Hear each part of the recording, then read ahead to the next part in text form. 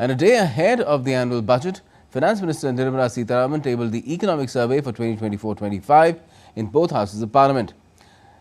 Now, it says that India's GDP growth is expected to remain in the 6.3 to 6.8% range for the next financial year, and that measures like deregulation, private sector's contribution to infrastructure development and rationalizing salaries of the workforce in tune with profits apart from a well-calibrated response to artificial intelligence is required to meet India's developed nation goal for 2047.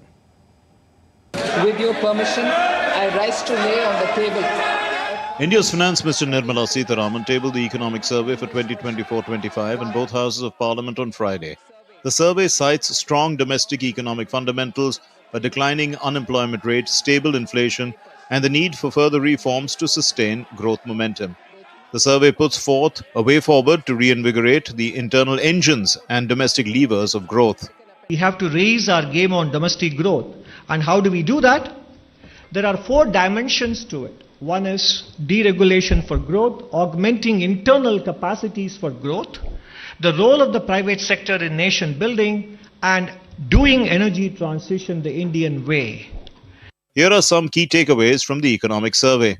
India's real GDP growth is estimated at 6.4% in FY25, which equates nearly to its decadal average. Real GDP growth in FY26 is expected to grow between 6.3 and 6.8%, keeping in mind the upsides and downsides to growth. Real gross value added, or GVA, is also estimated to grow by 6.4% in FY25. Retail headline inflation has softened from 5.4% in FY24 to 4.9% in April to December of 2024.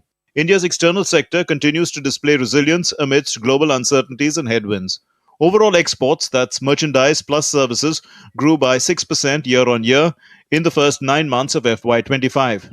Gross FDI inflows recorded a revival in FY25, increasing from US dollars $47.2 billion in the first 8 months of FY24 to US dollars $55.6 billion in the same period of FY25. The economic survey showed India's forex reserves were at a high of $706 billion in September of 2024 and stood at $640.3 billion by December 27, 2024. As per the World Bank, India was the top recipient of remittances in the world, driven by an uptick in job creation in OECD economies. Industrial sector expected to grow by 6.2% in FY25, driven by robust growth in electricity and construction. India's economy benefits from money sent home by Indians working abroad.